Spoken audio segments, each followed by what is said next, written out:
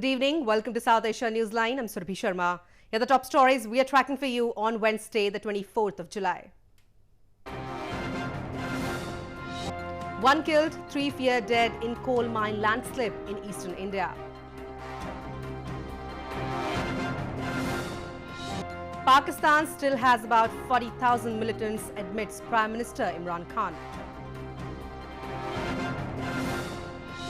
And Sri Lankan President rejects allegations over Easter Sunday bombings.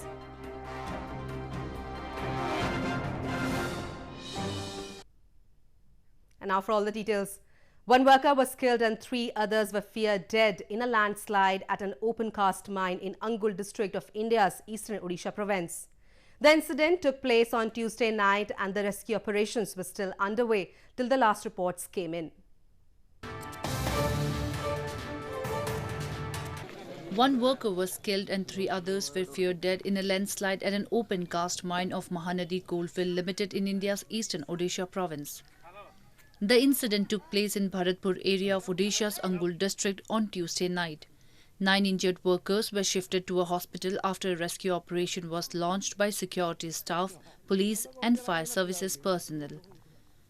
The open cast mine with production capacity of 20,000 tons a day had been shut after the late Tuesday accident. The incident comes only months after at least 15 miners were trapped in an illegal rat hole coal mine in the northeastern Meghalaya province in December. Pakistan's Prime Minister Imran Khan on Tuesday during his 3-day visit to the US admitted that his country still has about 40,000 militants. Ties between Washington and Islamabad had strained last year after US President Donald Trump blamed that Pakistan provides safe haven to militants.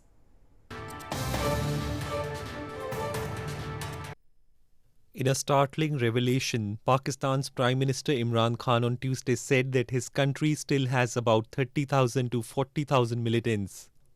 The Pakistani leader made the statement while speaking to an audience of US policymakers, scholars and diplomats at the US Institute of Peace in Washington.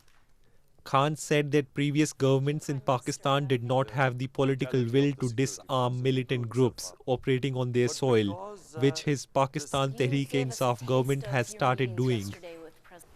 Until we came into power, the governments did not have the political will because when you talk about the militant groups, they still have about 30 to 40,000 armed people who have been trained and in some sort of a theater who fought either in Afghanistan, maybe in Kashmir. Ties between the US and Pakistan had strained last year after US President Donald Trump targeted Islamabad in a tweet and blamed it for continuing to provide safe havens to militants. The Pakistani Prime Minister also held talks with US Secretary of State Mike Pompeo on Tuesday. After the meeting, Pompeo said that he hoped to see progress in the days and months ahead on peace in Afghanistan, counter-terrorism, regional security and trade. An anti-terrorism court on Wednesday extended UN-designated terrorist Hafiz Saeed's judicial remand for 14 more days. Saeed, chief of the proscribed Jamaat ad-Dawa, was earlier sent on a 7-day judicial remand after his arrest on terror financing charges. 23 cases were registered against him and 12 of his aides. Saeed is the founder of Lashkar-e-Toiba, the terror group blamed by the US and India for the Mumbai attacks which killed 166 people, including 6 Americans. The move to arrest him came after pressure from the Financial Action Task Force, which gave Pakistan an October deadline to improve its efforts against terror financing. Moving on, a shutdown strike was observed by traders across Gilgit-Baltistan against the rising inflation and unjustified taxes being imposed by the Pakistani government. They expressed the illegally occupied region is bearing the brunt of failed economic policies of Islamabad.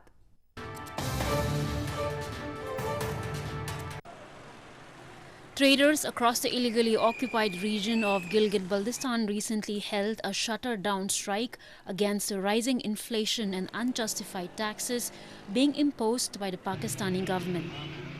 The traders said that Islamabad has brought anti-trader policies in the new budget. They said that increase in dollar price has brought a new wave of inflation, while imposition of new taxes in budget have created great concerns in the business community. आने वाली काल पे गिलगित बल्तिस्तान के तमाम तजारती मराकज़ बंद हैं और ये हड़ताल ज़ालिमाना टैक्स और महंगाई के ख़िलाफ़ की गई है और अगर दोबारा भी इस तरह की मरकज़ की तरफ से हमें कॉल आई तो इंशाअल्लाह हम दिखाना में खड़े रहेंगे और इस ज़ालिम और जुल्म के ख़िलाफ़ इंशाअल्लाह ताजर बरादरी पूरे पाकिस्तान में सीसा फैलाई हुई दीवार की तरह हुकूमत के सामने खड़ी रहेगी। The economic policies in the illegally occupied regions of Gilgit-Baltistan and Pakistan-administered Kashmir are decided according to the whims and fancies of Islamabad. While Pakistan has been witnessing economic challenges in recent days owing to its incompetent policies, the occupied region, which is already marginalized, has borne the major brunt of unfair taxes and high inflation. In news from Sri Lanka, Sri Lankan President Maithripala Sirisena rejected allegations levelled against his administration by some sections 3 months after Easter Sunday attacks that killed more than 250 people.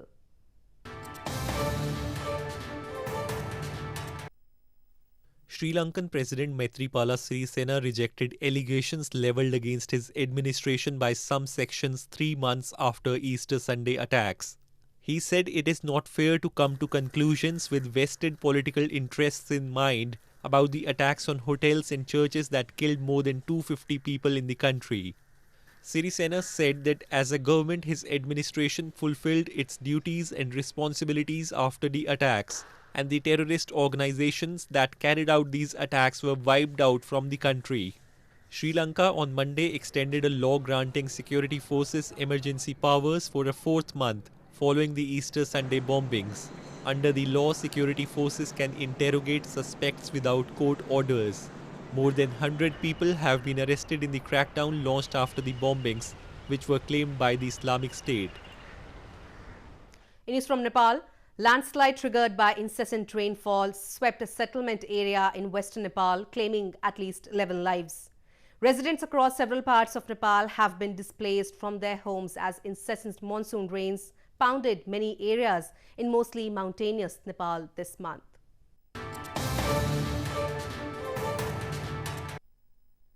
Landslide triggered by incessant rainfall in a settlement area of Gumlit district in western Nepal has claimed 11 lives. 2 others were still missing when land mass swept settlement area at Satyavati Rural Municipality Ward number 3 and 4. Residents have taken shelter in a local school, while the Nepal Army and police personnel with the help of locals were carrying out search and rescue operations. Continuous rainfall in the area added to the troubles. The death toll in Nepal from flash floods and landslides since past 2 weeks rose to 101 on Tuesday evening. Thousands have been displaced from their homes as incessant monsoon rains pounded many areas in mostly mountainous Nepal, submerging large area of land, inundating homes and destroying bridges and roads across the country. Celebrations of Vijay Diwas, the anniversary of Kargil War in 1999, is underway in India's Leh city in Jammu and Kashmir province. Kargil War is one of the most prominent wars between India and Pakistan. India will mark the 20th anniversary of the Victory Day on July 26th.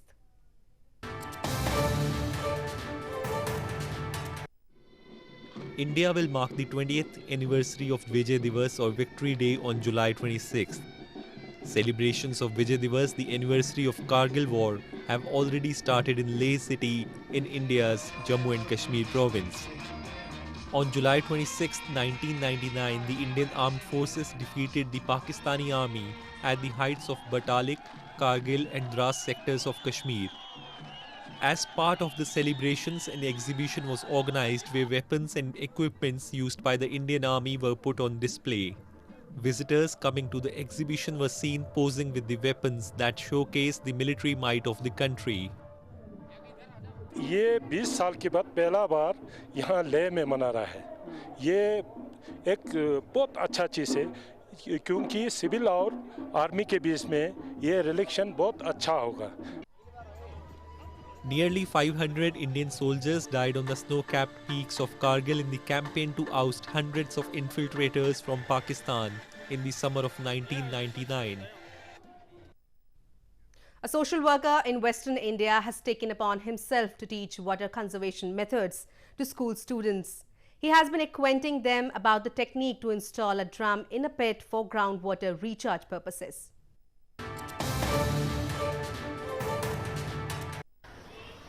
A social worker in India's western Mumbai city has taken upon himself to acquaint students with water conservation methods and help prevent crisis of water.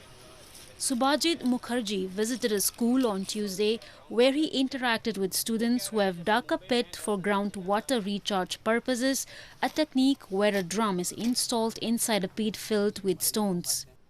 A water pipe is attached to it which collects the water from any source where water gets accumulated like a terrace or a field and sends the water to the drum. The water in the drum then goes inside the ground which does not let it evaporate, thus conserving water and preventing its wastage. ये पानी धीरे धीरे by default हमारे एक gravity तो रहता ही है, उसके थ्रू पानी ज़मीन के अंदर चला जाएगा और ज़मीन के अंदर जाएगा तो इवेपोरेट नहीं करेगा। तो एक अनुमान है कि अगर हम एक 6 फीट बाई 6 फीट का खड्डा बनाते हैं और ऑलमोस्ट 8 फीट गड्ढा, तो ये आपको हर घंटे 1000 लीटर पानी ज़मीन के अंदर पहुंचाएगा, जो बहुत ही अच्छा है। Many parts of India have been experiencing water shortage in rural as well as urban areas. In such a scenario, conserving water through various techniques could prove to be beneficial for all the sections of the society as well as the generations to come.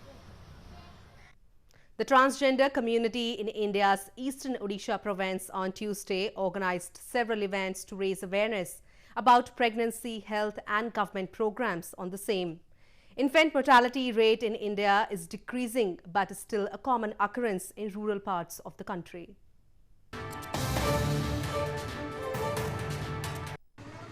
The transgender community in India's Odisha province on Tuesday raised awareness about pregnancy, health and government programs on the same with an interactive street play.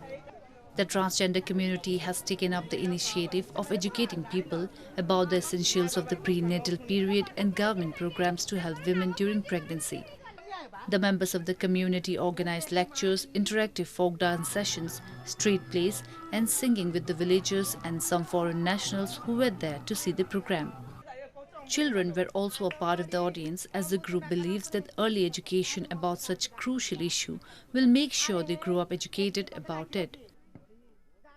एक pregnant lady, एक छोटा बच्चा, एक family अगर कुछ ना कुछ benefit ले रहे हैं ट्रांसजेंडर की वजह से, तो डेफिनेटली कल अगर वही साई से वही गली से मैं निकल रही हूँ तो कहीं ना कहीं वही माँ उसका बच्चा को बोलेगा, बेटा देख तू जब मेरी पेट में था ना, ये आके मुझे हॉस्पिटल जा, आयरन टैबलेट खा, ऐसे सब्जी खा, ये मुझे बोल रहे थे।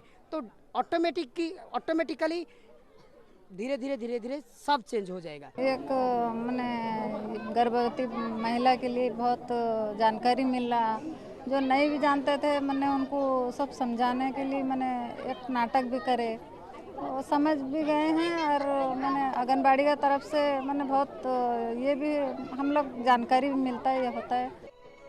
Infant mortality rate in India is decreasing but is still a common occurrence in rural areas of the country.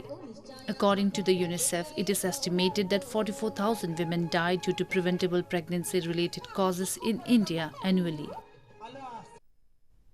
Well, that's the way it was in South Asia this evening. Before we conclude, the top stories once again. 1 killed, 3 feared dead in coal mine landslip in eastern India. Pakistan still has about 40,000 militants, admits Prime Minister Imran Khan. And Sri Lankan President rejects allegations over Easter Sunday bombings.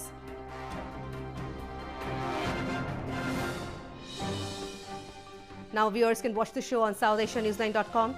You can also visit us on Facebook.com/SAsiaNewsline and follow us on Twitter @SAsiaNewsline. That's all in tonight's edition. We will see you same time tomorrow. Good night.